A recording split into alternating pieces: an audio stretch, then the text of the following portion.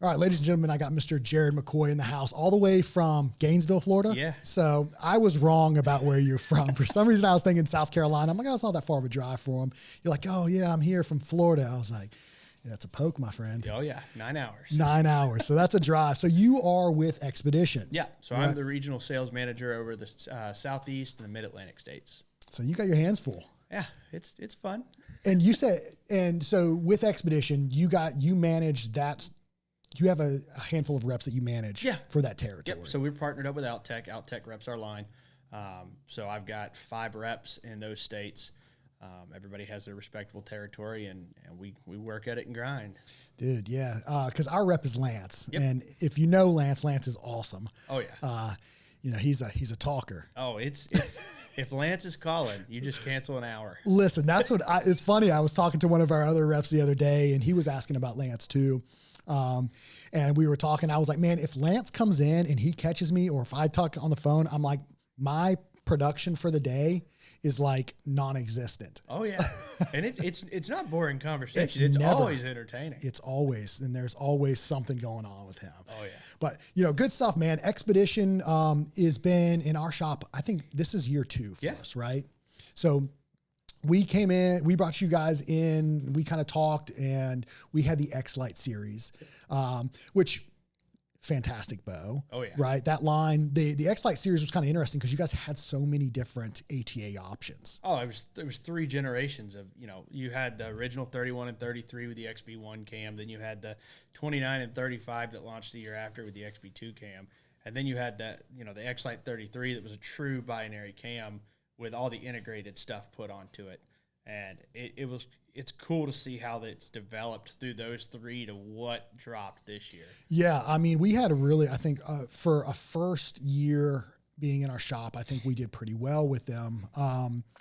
The Xlite 32 was the bow that I think did the best for us. Yeah. And that came in, we finally got it in. It came in the sniper gray, and we got it and we shot it. And we're like, okay, this is an awesome bow, man. And JR actually shot that bow all of last year, took it to TAC, and really enjoyed it.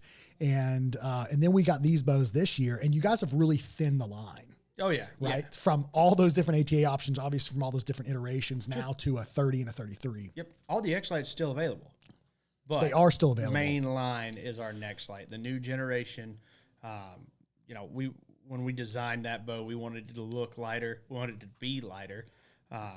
We wanted a more efficient cam on it. And there were some other things that we tweaked on it that we'll dive into in a minute. That we got everything we wanted out of that bow. Like when we sat down in April, like what do we want to get? When our engineers brought it to us, they hit the nail on the head on it. Yeah, I think the response has been pretty good on that bow, or that series, I should say, the NexLite series. And do you guys notice, like, it seems like the sweet spot as far as ATA options is like a 30-33. Like, what is your thoughts on that? I like a longer bow. So like how long? 33 to 35. Okay. Yeah, you get any shorter than that, I start struggling to shoot it. Are you a target guy though too? No. And you just even for hunting? Hair and heartbeats. That's all I'm chasing. Now I'll go shoot some tags, but that's more for the camaraderie and seeing everybody. But shooting straight lane targets, I get bored after about 5 of them. Yeah. Okay. So you're similar to me, man. Yeah. I'm a bow hunter through and through, man. I love that. But interesting, we're talking about where you're from down in Florida, the hunting down there, and you're talking about shooting a longer ATA bow. I didn't realize the hunting down there for you guys was a lot of spot and stalk, like you were talking about. Well, that's South Florida. So once you get out of South Florida, you get in a tree. Okay. I saddle hunt mostly. I do have some Millennium lock-ons over feeders because we can bait down there. But outside of that, I just pop around and get up in a tree. And you're shooting a 33 for pretty much everything. I saddle hunted my 35 last year. Did you? Yeah. Okay. I mean, and that's not I guess it shouldn't be surprising. The more guys I talk to, and this seems to carry over more so, I would say, in like the target guys is where I see it. They're like, oh man, 35 is kind of the sweet spot. They're shooting it for everything, whether it's out of a stand, it's off the ground. Yeah. They like that longer. And for me, I'm like, 32, 33 is like max for me because 35 just is a lot of bow. Yeah. Well, when your 35-inch bow is sub 4 pounds, you can get away with a little bit. This is true. This is true. Ultra light, right? Yeah. So when we look at Xpedition, the bow industry is kind of, we know is kind of dominated by a handful of brands. It's very, I would say cutthroat as far as like the different brands. There's not a ton of brands. And to really inch your way towards the top is a lot. And Xpedition, I mean, how long have you guys been around? So we've been around Mark Heck bought the company in 2018. Okay. In 2020, we brought Magnite to the table. Mm-hmm. And then in 2021, we really got after it. Post-COVID, when everything settled down. So he is a private owner of the company. He's got the Given Right Hunting Show, Element Outdoors Apparel. So he's got kind of an outdoor group that he has. And, it's cool having an owner like that spends 200 plus days in the woods a year hunting. Yeah, because I think he was at Total Archery in PA. Where I think that's where I met him. He wasn't there for Tennessee last year. Who was in Tennessee? So Kenneth Lancaster was in Tennessee. He's one of the other guys on the Given Right. Got it. Okay, that's what it was. That makes sense. Yeah, interesting, man. I mean, it's like I said, there's not that many different brands, and there's only a handful of different brands, and trying to claw your way and earn that market share is tough. Yep. And so what sets Xpedition apart from your standard, run of the mill everybody else? So, our Magnite, obviously, our material is second to none. You get the benefits of the lightweight of the carbon, but it's machined. So you get more repeatability. It's more of a consistent tolerance in the riser. And we thrive. We are bow hunters building bows for bow hunters. From the customer service ladies to the accounting ladies to the bow builders to the engineers to the president and the VP to the sales guys. Every one of us climbs a tree at some point in the season. Bow hunter through and through. Hunter through and through. All of us. So you got people building products for other hunters. Huh. Yeah. So, I mean, and I think you kind of see that because you guys don't have a target line, right? It's solely the focus this year being the NexLite series. I mean, you can see that within the product itself. The thing that's kind of interesting too is the material that you guys use, the Magnite material. Yep. It's as light, if not lighter than the carbon stuff. Yes. But the cost is, from what we see with it, is in line with pretty much your other flagship bows almost. Yeah. I mean, we came in at $14.99 and $15.99. Which is on par with a standard aluminum flagship bow for the most part with this year. Yeah. No, I mean, everybody else came up. We went down. We were able to go from $18.99 down to $14.99 on our 30. So that was the goal, was to get down there, get in that competitive price market. Because, I mean, that was the one complaint, was it's expensive. Well, it's not aluminum. Right. And trying to sell somebody on, here's two bows, a carbon and aluminum, or a carbon and a Magnite, here's the difference. I mean, this bow is going to be stronger. It's going to be, tighter tolerances. It tunes consistently every time because it's machined and the tolerance is the same. Versus you get into some of the carbon bows, because it's molded, it'll tune a little different. Right. So it makes life easier for the dealer. It makes life easier for the customer because it's going to hold and keep and be easier to tune from the beginning. Yeah, which is critical, especially for like running a shop. Man. Oh, yeah. A bow, I mean, the easier a bow is to tune and the easier it is for people to shoot, the easier it is to sell that bow. Sure. And to get people behind the product and believe in it too, right? When they shoot it and they feel it and they're like, and they're able to shoot it well, it holds well, it shoots well, it's got all the latest features, and then it tunes that easy. Yeah. I mean, that makes it easy for us. Sure. And with this year, with the NexLite, we got the X-Loc tuning system. So that's what I wanted to talk about next, which the tuning system is pretty unique. When I first saw it, I was like, that doesn't get any easier. Yeah, no, it doesn't. Yep, bow doesn't have to look at a press. And all you got to do, 2 screws, take both sides out, put 2 new spacers in, and rock and roll. Yeah, I mean, it's that's a big kind of transition that we've seen within archery, right? Like everybody, when I've talked to some other manufacturers, they say it seems as though the dealer network is shrinking, right? There's less dealers. And one thing I've noticed when I talk to customers, end users, a lot of people don't have quality shops or not able to, they've got to travel to find a good shop to tune their bow. And we've seen kind of majority of pretty much everybody move towards that easier tunability, right? Less tools, less press required in order to tune a bow. And you guys have introduced that with the NexLite series. It's honestly incredibly simplistic. I mean, you don't have to overthink anything. There's no press that's required. It's one thing that I thought is cool is the way whenever you take it apart and you pull the shims out, you just got to pull the limbs apart a little bit to relieve that pressure. Yeah. And put that shim back in, and then you're back up in the game in a matter of like seconds. You're going good. I went to my local dealer and we set my NexLite up when I got it, and he timed me. It needed to go to the left a little bit. It took me 45 seconds to swap out the 4 shims I need to swap out. Yeah, doesn't really get much easier. No. And it works. That's the thing too, though, right? Like sometimes you'll see a system introduced and, it kind of works. It's not always fantastic or easy. This is very, very easy to use. It works extremely well. And pretty much anybody can do it. Yeah. The one thing we were striving for was when you give somebody an infinite way to mess things up. Yes. There's infinite ways they're going to mess that up. Right. Versus, you have a 1, 2, 3 shim. That's all you can move it. And if you can't get something to tune moving it that much, you need to look somewhere other than shims because there's other issues. Right. Yeah. I mean, as far as for you guys, whenever you guys from like the manufacturer side, when we talk about setting a bow up correctly, do you guys run the bow directly through or the arrow directly through the burger hole, 13/16 from the riser? Yep. That's it. Yep. We found one knocking point works best. So I always tie mine on top, throw the D-loop on, and that normally, you line it up like that, it's pretty close. So you run just the knock point on above the arrow? Yeah, just the knock point above the arrow is what I have found. I know on a 32s that definitely helped. Okay. But that's 13/16 through the burger hole. It's pretty close. Yeah, that's kind of what we've noticed with majority of them.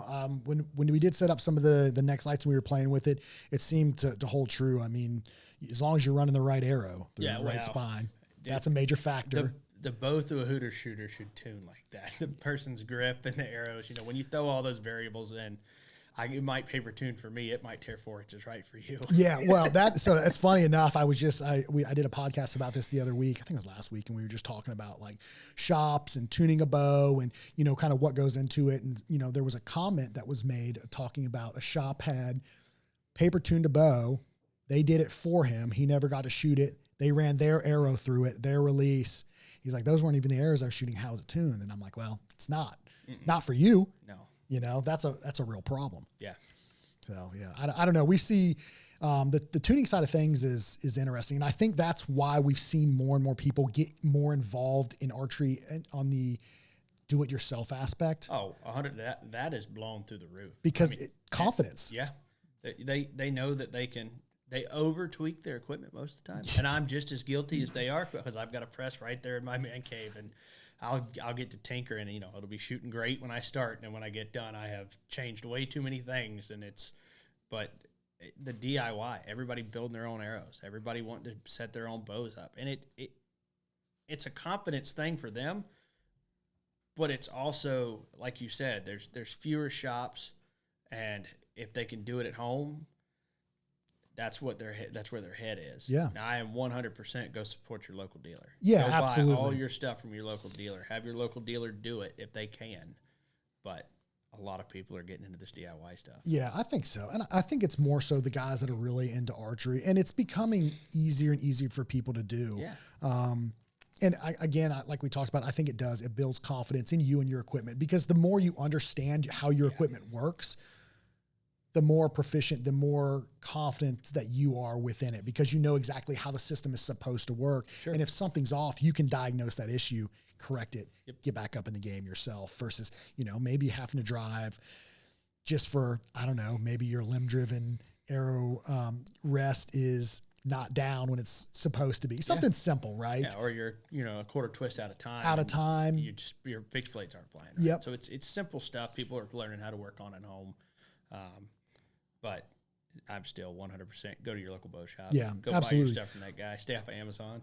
Yeah, and I think that's the archery shops are the backbone of the archery industry, right? Yeah. Like it's critical for archery to have good shops because the education that comes from the shops. The introduction. Absolutely. A guy can't walk in off the street that's never shot, go to Bass Pro, buy a bow, and then go home and set it up. Yeah, good luck. It's not going to happen.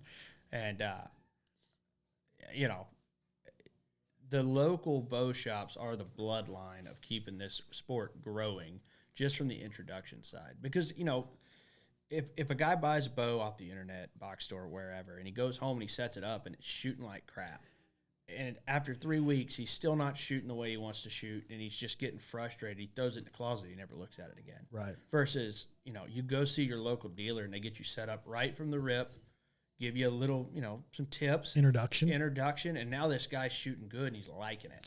And here, you just planted that seed. You made another archer, another hunter, and this guy's going to stay with it. That's more productive. I think so too. And I think that's one of the big takeaways is the education that comes from going to a good shop when you get into it, because I didn't go that route when I first got into it, and I was a mess and didn't even know, honestly, until I shot my first deer and my arrow did not fly like it should have, right? Like hard lessons. Yeah. But that's one of the big things with what we do is to educate, because it builds confidence, and then you want to stick with it. You want to stay in it, and you want to evolve as an archer versus getting into it, not being able to hit what you want to and be like, this isn't for me. Yeah. You know? So yeah, a critical aspect to it. But when we're on the topic of dealers, like what is Xpedition? Because Xpedition bows you can buy directly from Xpedition online. No. You can't. No. You cannot. Okay. So you've got to buy from the dealer. Yes, sir. Yes, sir. No, we quit that. So once they brought the sales team on, we kicked that off the website. Dude, I didn't. Okay, that's news to me. Oh, well, that's kind of exciting. No, we don't expect y'all to sell against us. We want y'all with us. Oh, man, that's awesome to hear. So, like I said, I was unaware of that. I would always assume that you could order direct from Xpedition. You could 2-3 years ago, but not anymore. Oh, wow. Okay, No, so dealers, there you go. Dealers only. Oh, that's awesome, man. I mean, that's going back to supporting your dealer. So Xpedition taking that initiative to support the dealer is huge. Yeah, dealers are our main goal. I mean, customers obviously is the end goal, but you know, making sure that our current XA dealers and future XA dealers are taken care of, and they've got our support. You know, selling against them does nothing for anybody. Yeah, it's a struggle. Yeah. I'm not going to be, I mean, when you go like search Google for Xpedition Archery, that's going to pop up before any kind of, any other dealer. Yeah. And the fact that you guys are pushing them out, man, that says a lot. You can go on and design it, do the custom bow builder, get what you like, and you can bring it to your local dealer. You can use that as a tool for, you know, this is what we got on the shelf. If you want something different, build it out. And you guys offer a lot of customization though, too. Oh man, I don't know anybody that does as much customization for no upcharge. I mean, you pick your string color, your limb color, your riser color, your ancillary parts color, you pick your limb weights, your draw length, and it all comes set. Yeah. You know, all the bows are Cerakoted, they're not painted. So that's one thing about the bows. The coating is pretty slick. Yeah. Like we've got one behind you. It's a 33. It's that olive with the bronze accents. Yeah. Dude, it's sharp. It's sharp. The only thing sharper than that's if you drop some bottomland limbs on it. Right. So bottomlands is like the pattern at this point. I think the last 2 years has been like the number one pattern for us. It's going to be a hard one to knock off. I think the green leaf or the original tree stand might come close, but bottomland has got the market right now. Dude, it looks super clean. I love that bow, man. We keep that bow on display on the counter up front because it looks so good. Yeah. You guys also did a good job with your accessories though too this year. The engineers killed it. Sean Keeney designed those, and he couldn't have done a better job. That X-Loc bow stand with our accessory line, we wanted to make sure that it looked light and it was light. There's no reason to sell a super light bow and then stack it with heavy accessories. So our quivers, our one-piece quivers are 8 ounces. The 2-piece quivers are 8 ounces. The bow stand is sub 4 ounces. So you put the bow stand on there, you know, you're at 3.6 pounds. So you're right at 4 pounds with a bow stand on it. Yeah, and it's good too. You guys, like, your numbers are actually true. Like as far as like overall weight and stuff. And you know, one of the big things that people look for when they build a bow out from like a specific brand is a lot of them gravitate towards the brand's accessories. Mm-hmm. And there always haven't been those options from all the manufacturers. And the fact that you guys are doing that is awesome because everything integrates directly into the bow. So it just performs, feels, and shoots better, I think, with the proprietary systems designed around the bow. Oh yeah. And that bow stand is slick. The bow stand's hard to beat. It is, dude, because one, it's not overly big. Mm-mm. Right? It folds up out of the way. So whether you're hunting out of a blind, you're hunting off the ground, you're hanging it in a stand, you can always leave it there. Yeah. You don't have to worry about losing it. Mm-hmm. The footprint on it is tiny. And like you said, it's super light. It's 4 ounces. I mean, you don't even notice it's there. Right. And I mean, you don't have to take it off to put it in the case. Right. You don't have to take it off to shoot. it folds up inside the cam. So when you put it in, even if you throw like a bow sling on it, it's not in the way. Right. I mean, it's just there. Yeah. You guys kind of thought of everything when you built that one. That was, I think, is one of the better stands on the market. Yeah. Specifically for that bow. And it attaches with an M-Loc system. Yeah, it's just a straight M-Loc system. Which is funny because the tactical world, which yeah. was what we originated in, we saw that and we're like, oh, this is kind of cool. Oh, yeah. And we're working on some things to get them on the old Xlites. So oh, really? It's coming soon. Oh, cool, man. Yeah. So anybody that's already got the bows, you have options. Yep. Yeah, that's awesome, man. So as far as draw length, these are mod specific bows. 1/4 inch draw length adjustments on the NXB cams. And on the 33, it's 24.5 to 31. So you have a huge spectrum there. Right. And then 24 to 30 on the 30. So pretty solid. The cool thing too is you guys went to the 1/4 inch draw length adjustment. Yes. So your guys that are super technical and really want that perfect fit have the ability to do that. I was a little confused, however, on the mods when I first started messing with it because I was looking at it, trying to get it lined up. And once you figure it out, it's pretty cut and dry.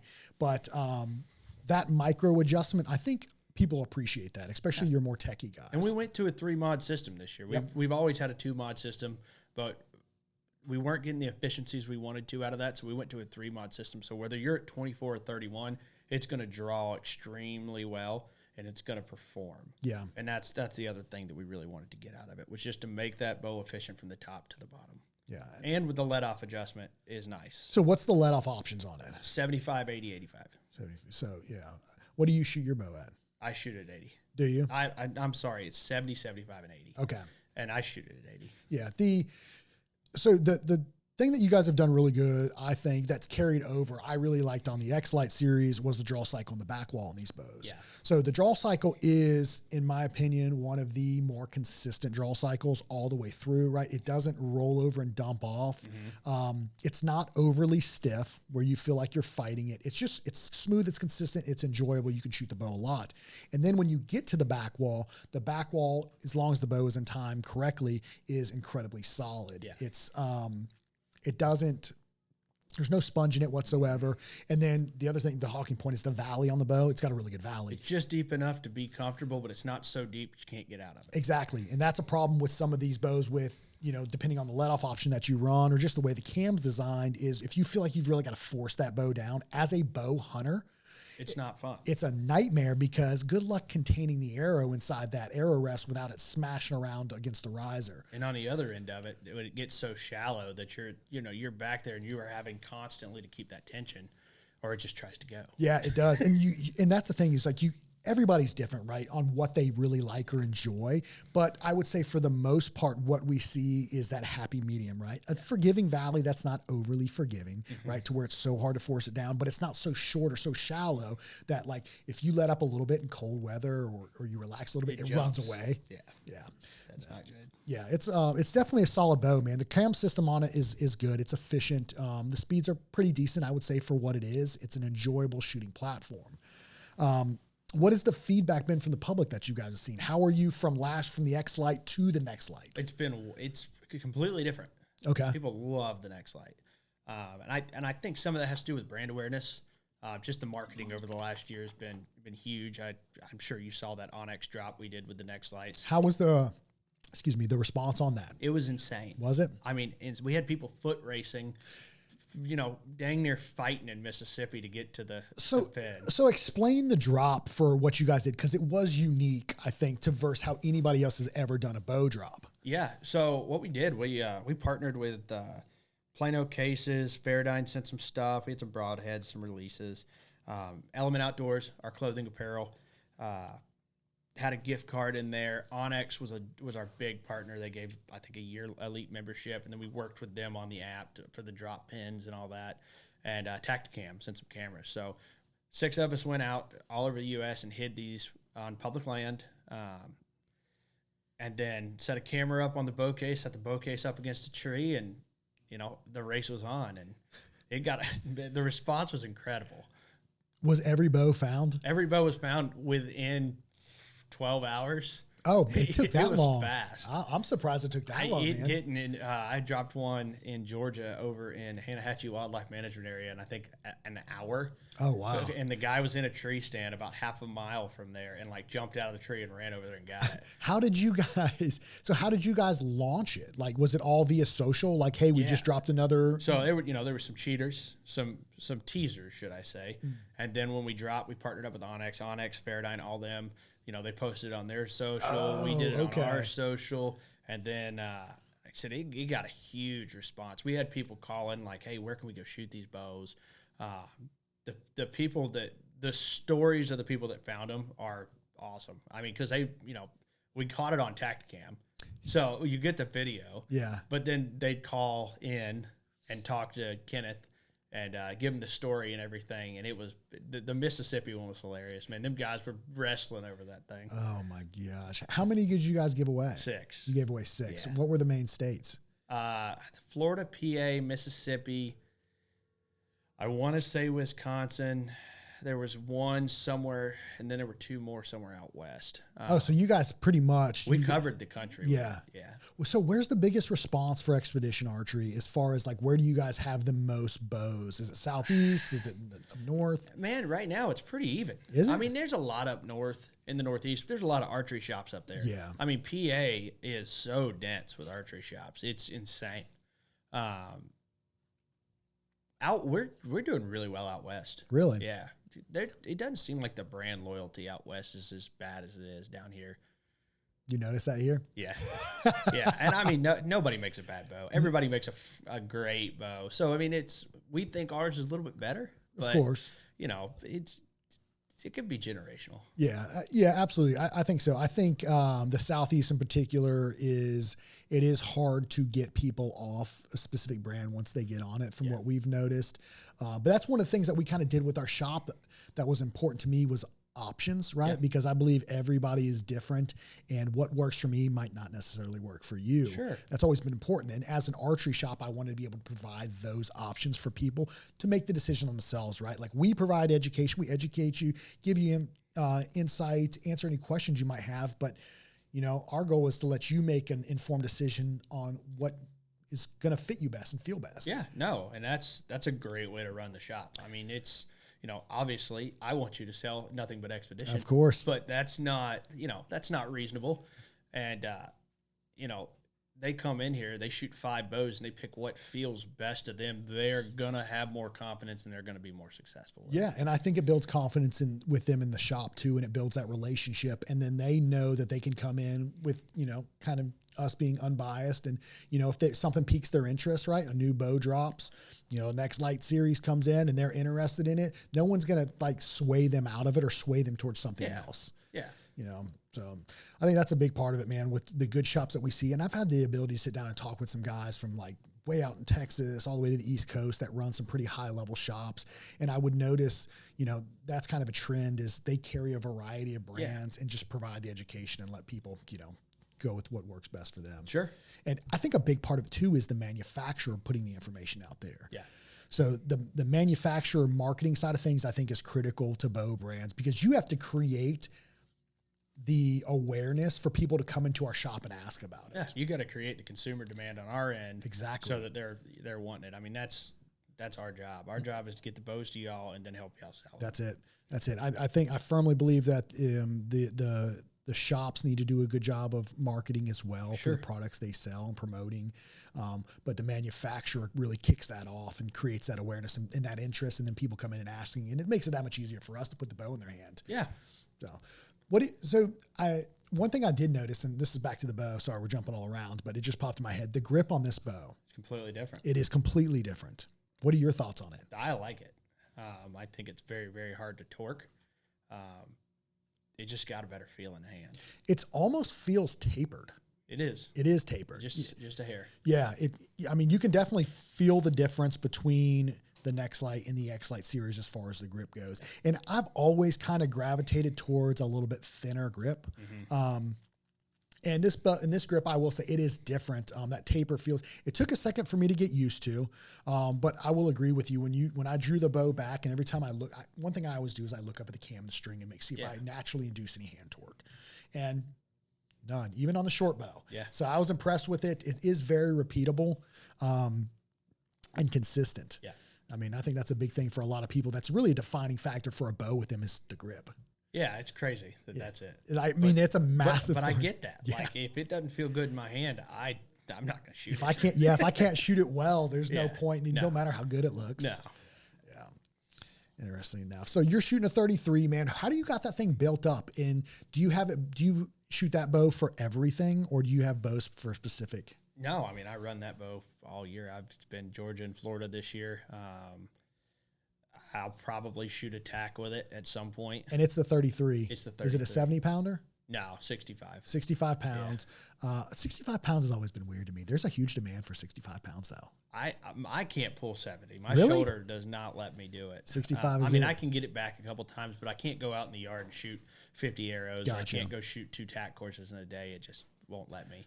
But modern day arrows and modern day bows, 65 pounds is, dude, I can make it do everything. Even some of the 50-pound bows, man, depending on how you build your arrow and setup, you can, I mean, we got guys shoot them out 100 yards, 55 pounds. My wife shot tack at 36 pounds, and, we cheated her arrow down as light as I could get it. But, I mean, we shot prime, and she was smoking them. That's crazy. And she 27.5 inches at 36 pounds.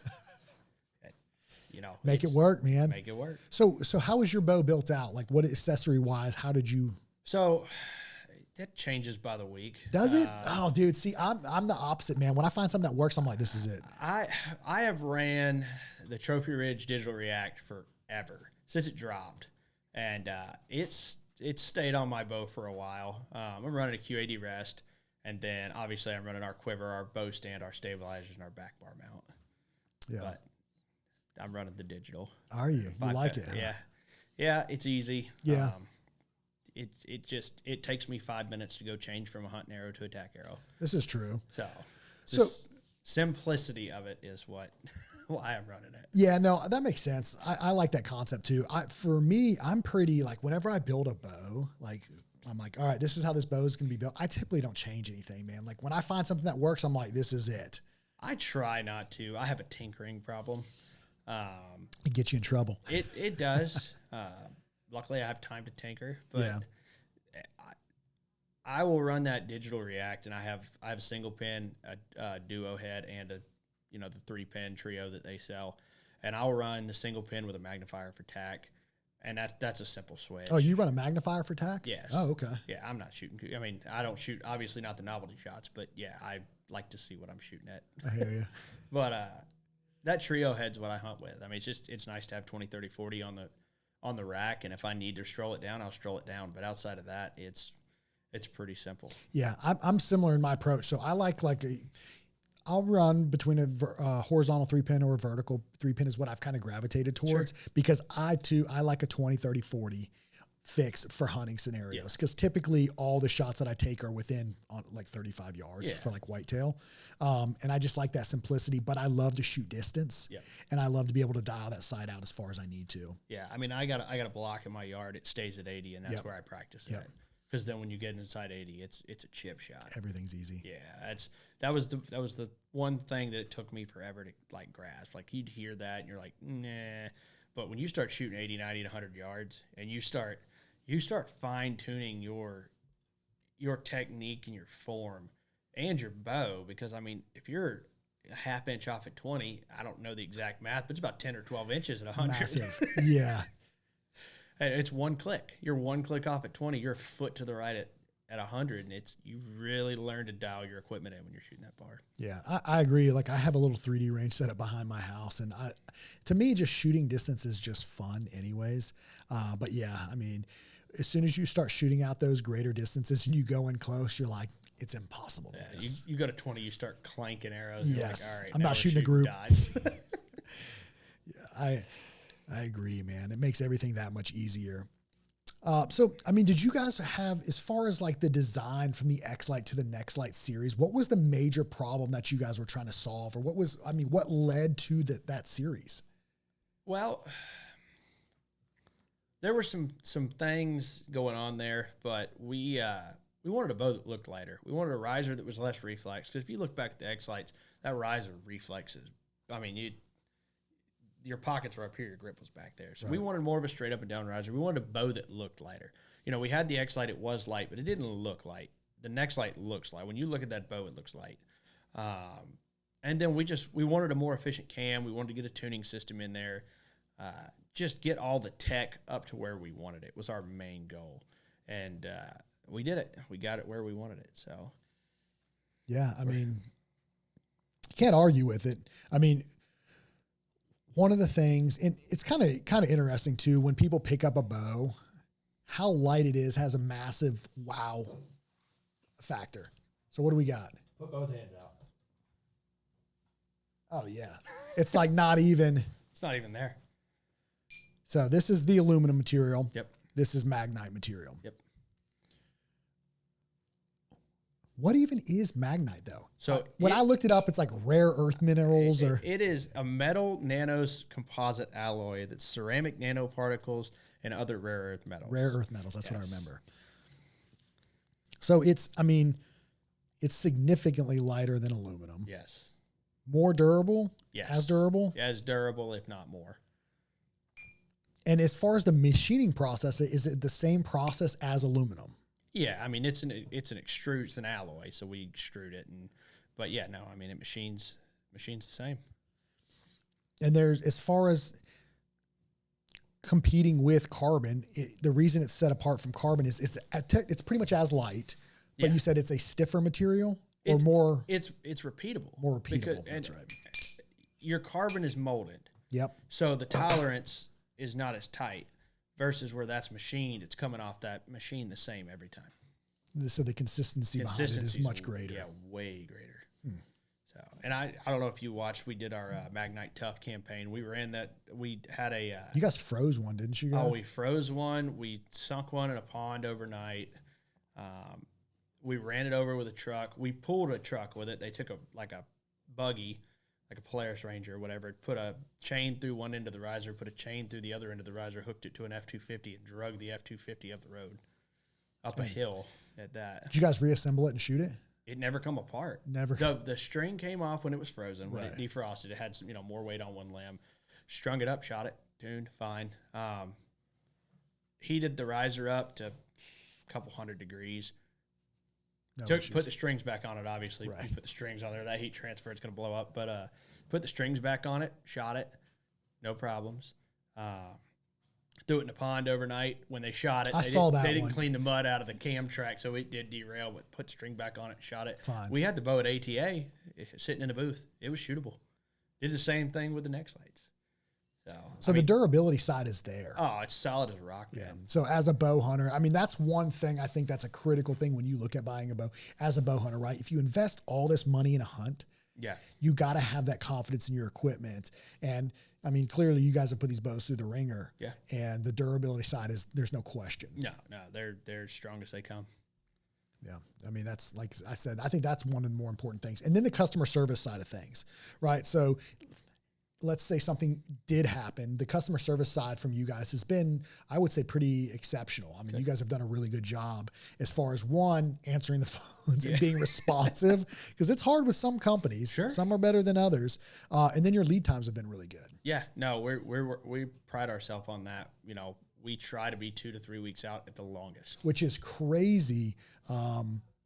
Because some of the lead times creep up, 6-10 weeks. Yeah. Now, I mean, launch, everybody gets back. Well, that's to be expected. But, September, you order a bow, we try to ship it that day because our bows are built to order. So the process, whenever somebody, as a dealer, like I place an order with you guys, if it's a custom build, you guys don't have pre-assembled. You guys assemble them and then ship them. Yep, we build to the order because, I mean, how do you pre-build? As customizable as we are. Right. Again, we pride ourselves on being able to do that with no upcharge. They pull all the parts, put the bow together, and out the part goes. What about the QC portion for it's one thing I've always wondered about manufacturing. Like when you guys do that, is it just the bows are built so often that is there an inspection process before they go out the door? We have 4 bow builders. Oh, wow. So each guy builds each bow from start to finish. So those guys know what they're looking at. Obviously we've got a guy comes in and kind of checks it over, but each guy building that bow from start to finish, they're putting their name on it. Yeah. So, I mean, like getting back to, hunters building bows for hunters, and they're we're building each bow solely, like one guy. Yeah. So you don't get a bunch of misses going out. They all know what to look for, so we can keep our QC tip top. Good. Yeah. I mean, every bow that we've had come through, I mean, has been phenomenal. I think there's been, I don't think we've had a single warranty issue with an Xpedition since we've had them. I mean, even me covering as many states as I am, I have very few. Yeah. I mean, the durability side has just been there. They've just been very reliable. I mean, I can't think of one warranty that we've had to do since we've carried them, which is good. I mean, that's fantastic. I mean, quality control is clearly there, and the process that you guys have got going out is working well. Sure. But what about when these bows come to product? Like whenever you guys were designing the NexLite first, the Xlite, like is there a series of rigorous tests that these bows got to go through in order to come to production?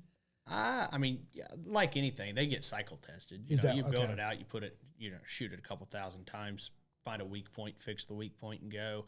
I'm not saying we had a weak point, but that's bows manufacturing in general. I think every company is about the same on that. You know, you try to break it before you start selling it. Right. Yeah. And that was one thing I was always kind of curious about with these bows, especially moving to the new tuning systems.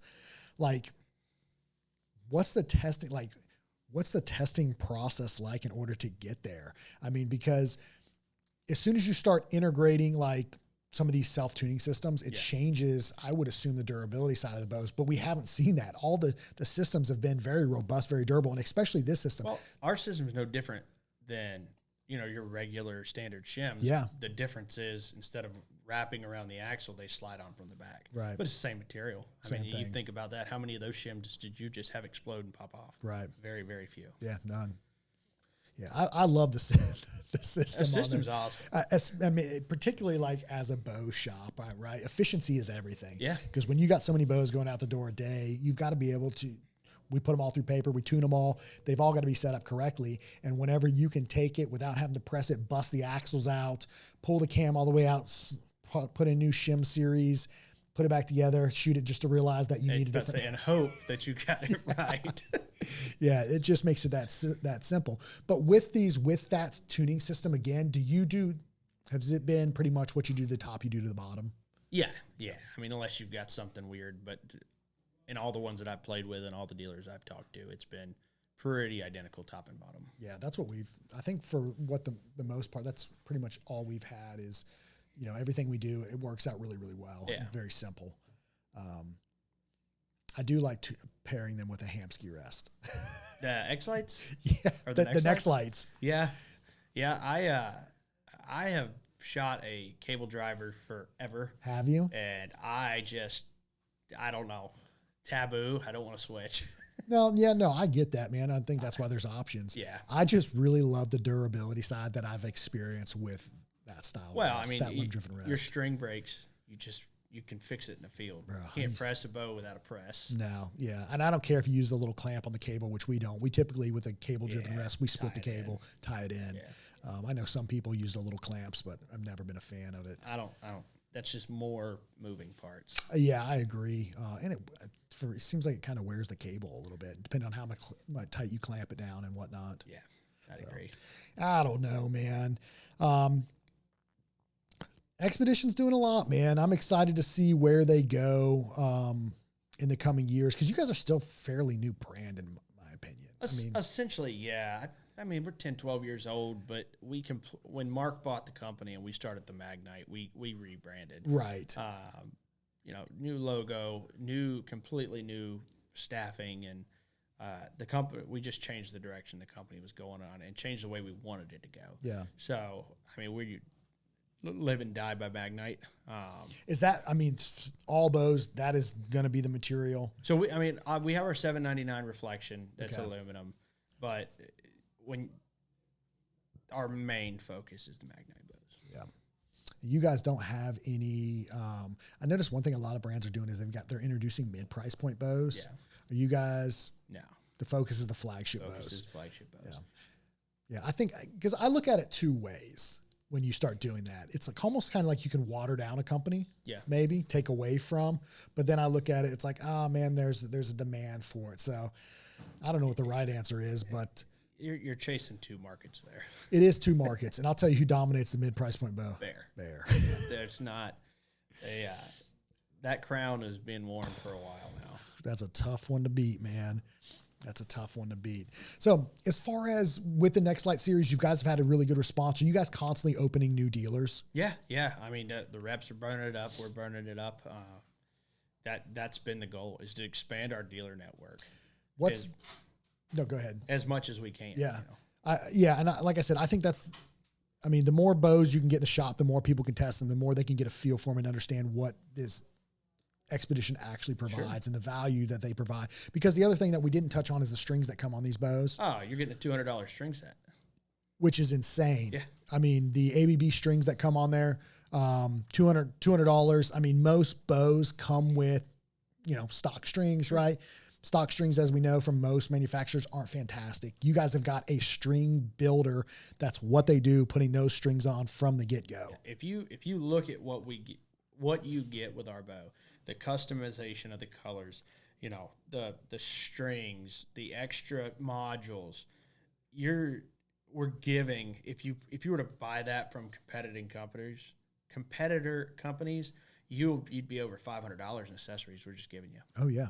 So. Yeah, it's definitely the value is there. I think the performance there, clearly the durability is there. It's just getting more people, spreading the awareness and getting the bow in more people's hands, I think is the ultimate goal, and which really converts people. Yep. We could say all these great things, but man, until you shoot the bow, you just really don't understand what it's all about. And I think Xpedition has done a fantastic job with this new series that they've come out with. And you get the best of both worlds, right? A 30-inch bow, a 33-inch bow. The customization options are off the charts. The lead times are fantastic on these, 2 to 3 weeks. Get them however you want. You get your premium strings, all the accessories now, and the accessories are fantastic. Yeah. The big one that sticks out to me is the bow stand. Bow stand's awesome. The coating on these, there's nothing that was skimped on these bows, right? They look good. They perform well. It's just a good overall shooting experience. Yep. And I think the bows, too, are easy to shoot bows. And what I mean by that is it's a forgiving platform, right? It's got a really good draw cycle. It's got a great valley, great back wall, and they hold really well on target, particularly for me, the 33. It aims extremely well. It aims extremely well. You guys have really nailed it, and I'm hopeful that this is a good year, man, for the NexLite series. Sure, and sub 3 pounds or sub 4 pounds. Yeah, you can't forget 3.75 pounds on the 33 and 3.6 pounds on the 30. Yeah, which is pretty off the charts, in my opinion. And I get it. Speed isn't everything, and a super light bow isn't everything, but the way the bows are designed, they are extremely light, but they hold extremely well. Yeah. And the cool thing about a light bow, in my opinion, is you can add weight to wherever you want it. And that's what sets it apart. It's not just having a light bow. It's having a light bow that you can add weight to in specific spots to make the bow hold and manipulate the bow easier. Yeah. So that's my thoughts on it. Maybe I'm wrong. No, I agree with you. That's why I like it. I mean, because I stack my back bar, but I've noticed shooting these, I've been able to take a bunch of weight off of it because the bow just holds better for me. Yeah. I mean, I was running 6 ounces on my 32, and I think I'm like 2 on the back. Oh, really? Yeah. I mean, it was a substantial cut. So you run a front and a back bar? Just a back bar. Just a back bar. Just a back bar. Interesting. Okay. That's what I have found works for me. The bow sits still, and that's all I'm chasing. Isn't it interesting how there's no absolute way to do this? Like, there's so many options, and what works for one person might not necessarily work for another, but there's so many different ways to do this, and there's no wrong answer. No, I mean, that's what's wild. It's like Legos for grown men. It is. You can build it out however you want, and constantly you can change and tweak and tinker and find what works for you, and then you buy a new bow and you go through the whole process again, and normally it doesn't line up the same way the last one did. That's exactly right, man. And I think that's the fun thing about it, man. A hobby, I think for most people, it's good to have a hobby, and I firmly believe in investing in your hobby. Oh, yeah. I mean, I do. I mean, not just the archery side of things. I mean, there's other stuff that I enjoy from our camera media side of things to other stuff. It's easy to spend money. And I think, personally, a good hobby, man, is worth investing in. It just, keeps you Keeps you busy, Yeah. lets you clear your mind, have something else to focus on, decompress, and enjoy. And archery is a great sport to get involved in. And like I said, there's so many different ways you can do this that there's no wrong way, unless you ask the internet or Facebook, and they'll tell you you're wrong. Yes, you can get many opinions on Facebook. Dude, it's almost kind of scary. It's fun to watch. It is. It's fun to watch. I can only imagine from like the manufacturer perspective, right? Everyone's got their input. Everyone's an engineer. The stuff people come up with is awesome. There's a better way to do it. Nobody has bad input. Nobody. Nobody has bad input. Nobody, man. Yeah, it's funny, man. What TAC events are you guys going to? I for sure will be in Texas, PA. I think both Michigan events. Oh gosh. And possibly Montana. Okay. And possibly Colorado. We're still working on ironing that out. Yeah, I think we're gonna do. What did I say? Tennessee, Kentucky, Indiana, and PA. PA is the good one, dude. PA is the shoot. I mean, it's the shoot. It's great for event. I don't know that it's the shoot for the shooter though, because there's so many people. Well, but they run it. I think they added 2 or 3 more courses this year. Oh my gosh! They expanded the range. So don't hold me to 2 or 3, but they added some courses to make more room. But then, dude, for vendor village wise, there's not another vendor village. There is not a better one, man. Like if you go to a TAC event, like PA is the one to go to specifically. They have so many courses. The courses are awesome. Yes, they get kind of congested, but you're there, hang out, chill, relax. What's the rush? Right. And then the vendor village is absolutely insane because everybody is at this one. Yeah. And there's deals and you get to test everything. So if you don't have a local bow shop to you, you can go to this place, test everything you want, ask questions from the manufacturers and the dealers themselves. It's a killer event. I think it's the best event for archery personally. I'd say so. Dude, it's got to be. It brings all the bow hunters together. Yeah. No, I mean, you get 8,000 like-minded people there. I mean, that come with a bow. Yep. That know what they're doing, know enough to be dangerous. Yeah, that's right. That's right. Dude, I didn't ask you, though, backtracking, you guys went to ATA? Yeah. What was your thoughts on it for this year? The consumer side was awesome. So that's what I heard from a couple different people. So, that's either going to be a sink or swim deal. Mm-hmm. They swam. It was awesome. I mean, I don't know how many thousands of people they had. We're still waiting on numbers. But the Rushmore, and it wasn't all people shooting the Rushmore Rumble. I mean, we asked, kind of did a poll, and you had some people there for the shoot. The shoot was huge. Really? But there were people there that drove up from Tennessee, Kentucky, drove up just to come see the show. Dang, so there was that. I was worried that there wasn't going to be the response. So they must have did a good job marketing it. Well, it's the first year it's ever been open to the public. Everybody wanted to see what it was about. And, I think the vendors, I think there were a few more vendors this year than normal. All in all, it was a good show. I mean, the dealers showed up. I think a lot of the dealers came to see what the consumer side was going to look like. I'm kicking myself for not going. It didn't line up how I needed to. I was in Kentucky, which is literally only a couple hours from where I needed to be, but I had to come back to North Carolina and it just wouldn't have made sense. And I'm kicking myself for not just committing because I did hear that the response was pretty good from the consumer side. And I just wanted to be able to go and talk to all the manufacturers and see the people we know. But I think definitely we'll probably be there next year. Yeah. And I mean, just like the tax, you had, you get into some consumer shows, they're not archery people. They're hunters. Right. But they're not archery people. So you get here and there, but you have some very non-technical conversations about the bows. Right. Everybody at the ATA Consumer Show was an archer. And you could go right into technical conversations. It was fun. We had a really, really good time. And it stayed busy. Yeah, I think that's promising then. Yeah, no, I agree. Yeah, I'm hopeful that it sticks around. Because I figured like this is going to be the year. It's like, what direction is it going to go? Yeah. And, you don't ever want to see anything go away. That's been around forever. No. And if they can kind of reinvent themselves and get the turnout and the response is that good, I'm kind of excited to go next year and check it out. We'll definitely be there. I'll make sure everything lines up. Indy's a good time. Oh, dude, no Indy's doubt. A blast. No doubt.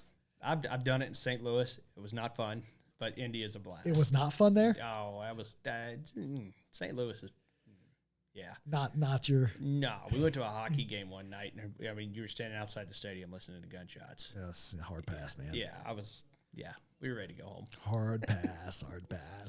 So what else we got, man? What are we missing? We got the new NexLite series. There's a 30 and a 33. Xpedition is doing a good job of starting to promote the brand. We're getting awareness out there. The bows are fantastic. You can tune them without presses. They got all the latest features. I mean, what else is there? Not much, man. Obviously, get out, support your local bow shop, Yeah. whether it be Zakk if you're close here, or find your local bow shop, make a relationship, and buy from there, or at least shop there. Yeah, because these guys, when your bow breaks, Amazon can't fix it.